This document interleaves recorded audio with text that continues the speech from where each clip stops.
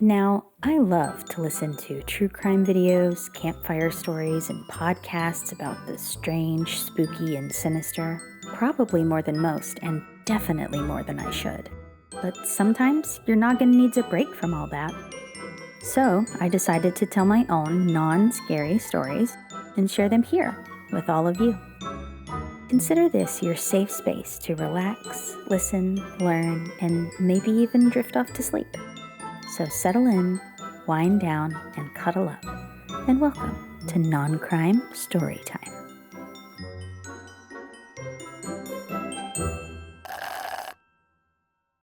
Welcome or welcome back. Come on in. Get comfy. You can close your eyes if you want. And let me tell you a story. This one's called El Caganer. On a brisk November day, a young boy ran towards his house, slinging his backpack, lunchbox, and blonde curls side to side as he open-mouthed dashed towards his front door. Nearly crashing through the glass with excitement and a chocolate-rimmed grin, he stumbled into the kitchen to meet his mother's wide-eyed glance. Dropping to her knees to meet his gaze, she said, "I'm guessing something good happened at school today." Gasping between syllables, the boy conveyed in equal parts seriousness and excitement, "Mom, we got our parts in the Christmas play today."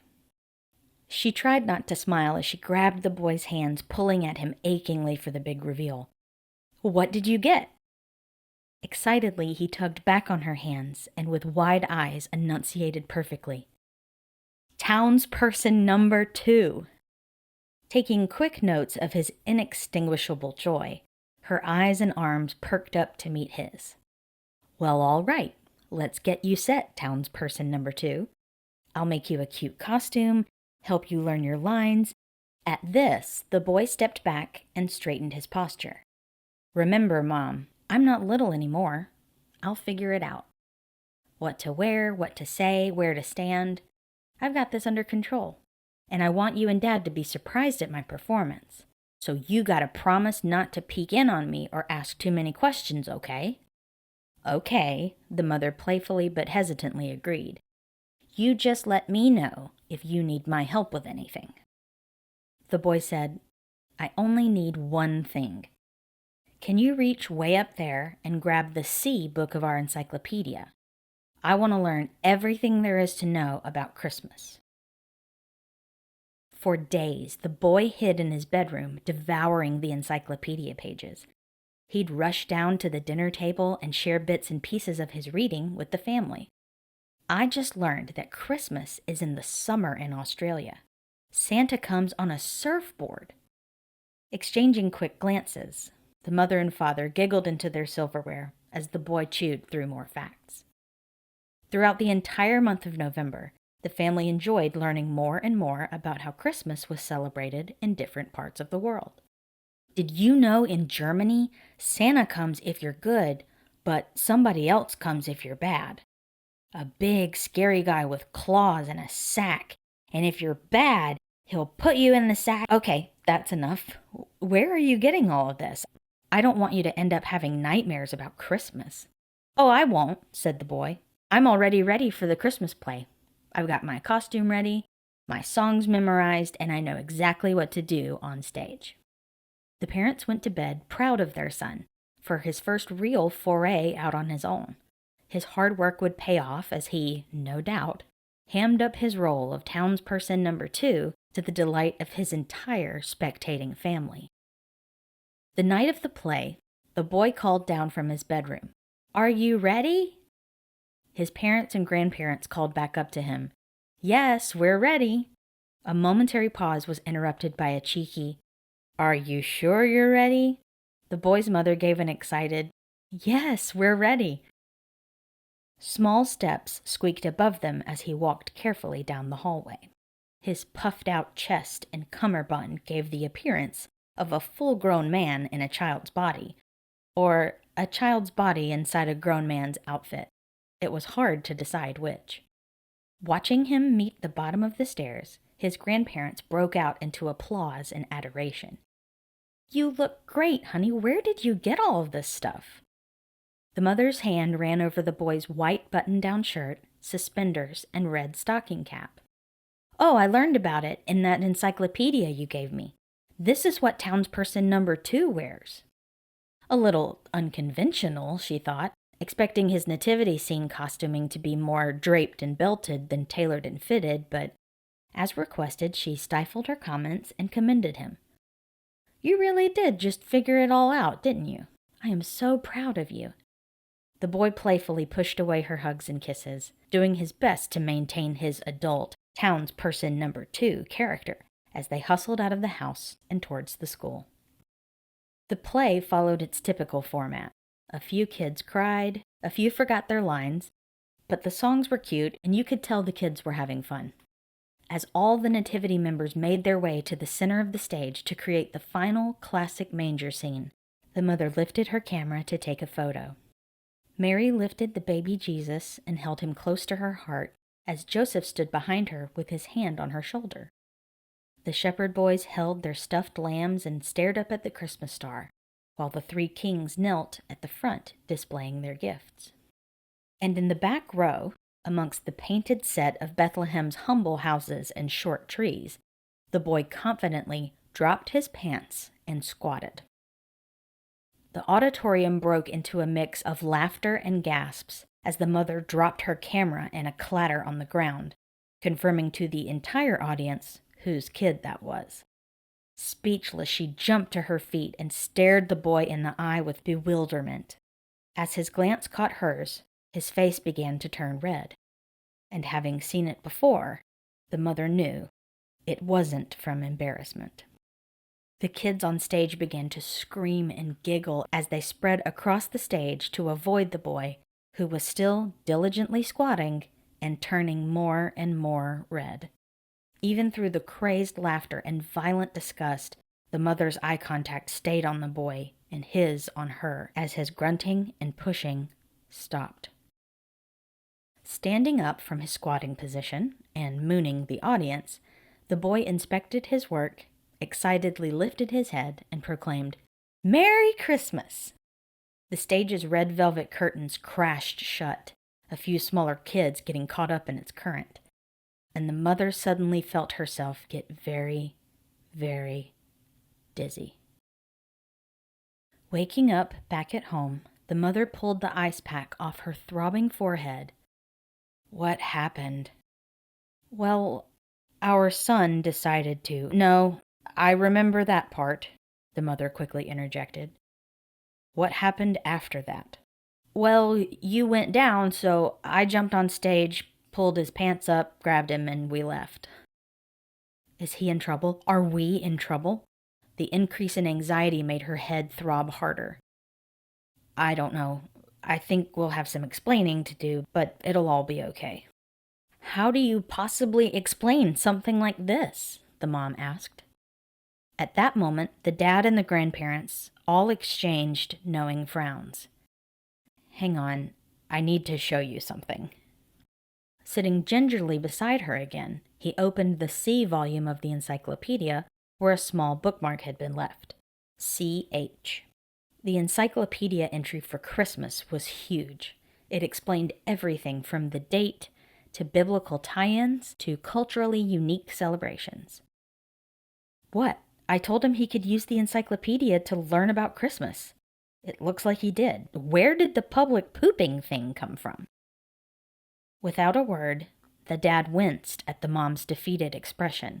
As his fingers found the other bookmark, his hands cut through the pages and found a different section. CA.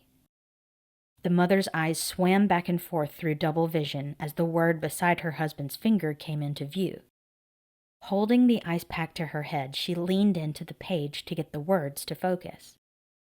Looking up at the faces around her, the exasperated mother grunted out, "What the hell is a Caganer?" And now, the rest of the story. The Christmas season has always been, for the Christian world at least, a time of celebration, joy, and lavish decorations. Beginning just after Halloween, or sometimes earlier, Communal spaces from living rooms to church facades to shopping mall food courts get doused with color, sparkle, and Christmas spirit. While everyone likes to put their special twist on Christmas decorations, and holiday decor aesthetics have certainly changed through the decades, a few staple items have lasted through time: the Christmas tree, Christmas lights, and the nativity scene. While it's no surprise to see the wide array of Christmas tree sizes, colors, and styles, and neighbors can certainly differ in their penchant for Christmas lights, the nativity scene in the Western world has, more or less, stayed the same. Whether out of reverence or otherwise, the mother, manger, and myrrh setup hasn't changed from proto-Renaissance paintings to your grandmother's yellowed plastic and wilted moss mantle set. The setting stays the same, the characters stay the same, and the story stays the same. Unless, of course, you live in Spain. More specifically, Catalonia. Catalonia is a region in northeast Spain that includes the capital city of Barcelona. It has a rich history of art and architecture, from ancient Roman arches to Antoni Gaudi's modern designs. Catalonia has its own language, separate from Castilian Spanish, and its picture-perfect beaches of Costa Brava, inventive and distinctive gastronomy, home, art, and spirit of Salvador Dalí also set it apart from any other region in the world. Its adventurous, inventive, and joyful spirit can be felt throughout the entire year, but especially at Christmas. Beginning in the 1600s, nearly every Catalonian village has a history of creating a highly detailed nativity diorama called Belén de Navidad. This expansive nativity scene shows the Christmas miracle happening in real time amongst the city of Bethlehem, where the tableau gets its name. And it can include hundreds of figurines of every kind of everyday people. And in the spirit of including everyone, a new character was introduced and quickly became a main staple of Catalan nativity scenes, big and small: El Caganer. The original Caganer design, dating back to the late 1600s, depicted a peasant man, often a farmer or shepherd, wearing simple black pants and a white shirt, topped with a red cummerbund-style belt, as well as the traditional red and black Catalan head covering called a barretina. And shortly after his appearance in paintings, El Caganer debuted in figurine format.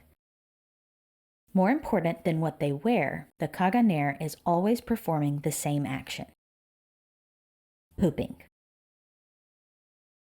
The Caganer figurines are made of clay, stand 10 centimeters or 4 inches high, and depict a man with bare buttocks, squatting, and defecating. In fact, the name El Caganer literally means the pooper, or more accurately, the shitter. And since his first appearances in paintings of the 16 and 1700s, from the Catalan region to southern France, Italy, and Portugal, El Caganer has gained a special place in nearly everyone's Belén.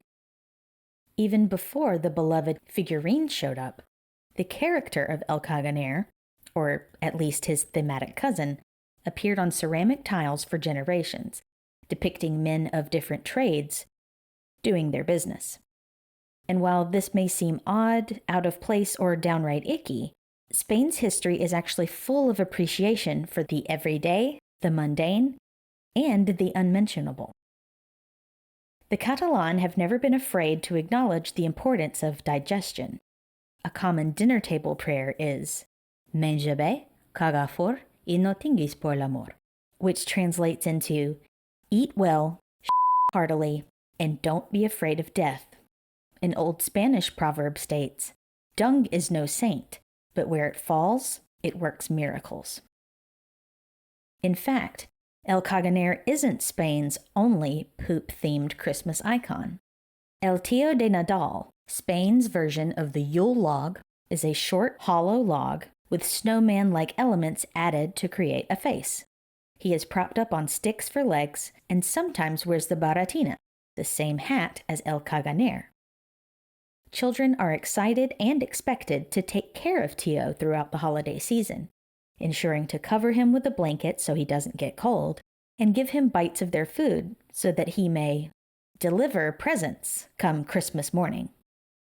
To encourage Tio to deliver the goods, children crowd around the log and joyfully sing the traditional song, Caga Tio, which roughly translates into English to say, "Shit, Tio, almonds and nougats, and if you don't want to shit, I will hit you with the stick." Then they proceed to, you guessed it, hit him repeatedly with the stick. Tio's gifts are often small enough to be disguised under the blanket and presented as a miraculous delivery, similar to the alternate tradition of a furry sock full of candy, fruit, or trinkets. Tio and El Caganer are beloved Spanish holiday symbols, not despite their appearances, but because of them. Traditional and modern Caganer creators and collectors believe the man pooping just outside the nativity scene brings a realistic reminder of humanity among the divine, appreciation of the everyday among the distracting holiday hullabaloo, and the unity of all mankind through our humanity, even the gross parts. When asked to explain the purpose of the figurine, most Spaniards cite that defecation, human, cattle, or otherwise, provides fertilization for the earth, and by fertilizing the Christmas scene, El Caganer brings a promise of next year's nativity, as well as a subsequent year of good luck and prosperity. The positive connotation of El Caganer's presence is so widely accepted that not including one of your own can look like a mistake or even a sign of intentional adversity.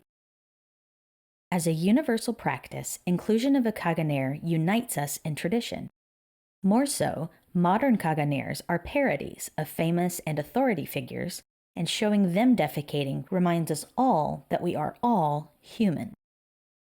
It levels out our often inaccurately perceived beliefs about celebrity and fame versus the legitimacy and respectability of leading a personally fulfilling life without it. Now, you can purchase a Caganer in the form of pretty much anyone you've ever seen or heard of.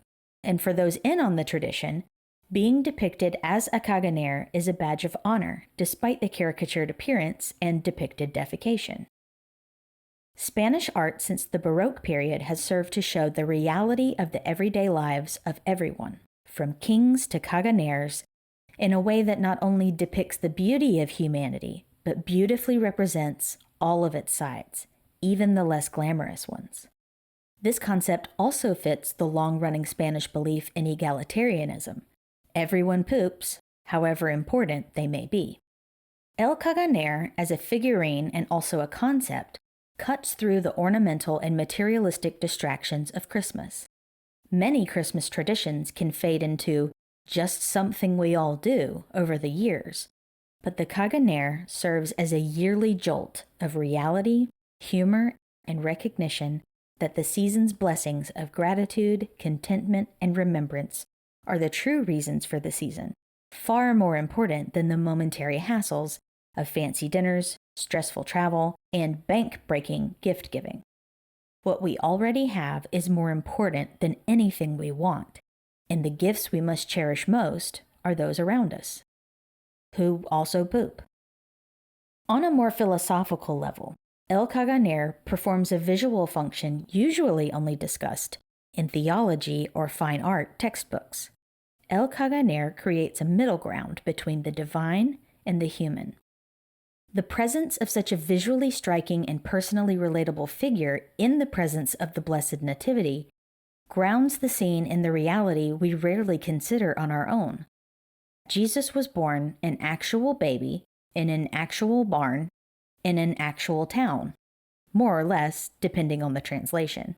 And while we have no known biblical canon for any additional background characters, we actually reinforce rather than take away from the power of this spiritual moment by acknowledging and showing the miracle happening in real time amongst the mundane. According to Maureen Tilley, professor of Christianity at Fordham University, even though it might appear irreverent, El Caganer reminds the viewer that, quote, there is no part of life, anybody's life, that is outside the love and care of God. Catalan anthropologist Miguel Delgado also pointed out that the grotesque especially of the human form, has always been a part of religious belief and iconography. His theories ask, is not the crucifixion, the cornerstone and visual symbol of the entire Christian religion, more grotesque? But it's important to know that other countries and religions have given us other immodest icons, so El Caganer doesn't stand, or squat, alone. Most closely related is Le Père Lacolique, a pooping figurine from France that appeared during the 1930s and 1940s. There's also El Cagon, Cacone, or Pastore que caca, and Que Goish, Caganer derivatives that appear in other parts of Spain, Italy, and Portugal, respectively. But human culture has never been completely averse to intentional irreverence. Writers from Shakespeare to Saturday Night Live have parodied politicians throughout the ages, and always to raucous laughter. Artists from the Navajo to the neoclassical painted powerful fertility figures in sizes, media, and forms intended for all audiences. And undying fads like mooning, streaking, and practical jokes have lasted through the generations to still make their way onto live broadcasts, sporting events, and the ever-irreverent social media. But not everyone is able to see El Caganer this way. Even those in his own hometown have had trouble in the past celebrating the season in his very special way.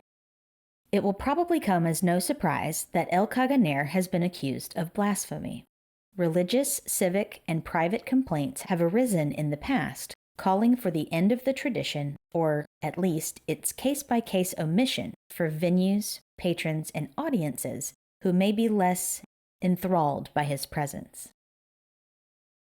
In 2005, the city of Barcelona's council commissioned a nativity scene for the city from a private artist, but expressly forbid the inclusion of El Caganer. They claimed their resistance was due to a conflict with an existing civility ordinance, which legally banned public defecation and urination. They claimed the inclusion of a Caganer would set a bad example and create contention and confusion throughout the city. However, many citizens saw the Caganer's omission as a direct attack on Catalan traditions and the people themselves. Some complaints were straightforward. A nativity scene with no Caganer is no nativity at all. Others included recommendations. Have the Caganer doing his business, but simultaneously receiving a citation from a city police officer. This would pay homage to tradition while also reinforcing the law. It's a win-win. As the city continued to deny the expectations and requests to include the famous figure, some Barcelona faithfuls created a collective movement, Salvem el Caganer, or Save the Caganer, which helped the dispute pick up media attention. Eventually, the head of the Parks and Gardens Department denied that the city ever prohibited the Caganer at all, claiming the omission was a creative decision by the commissioned artist.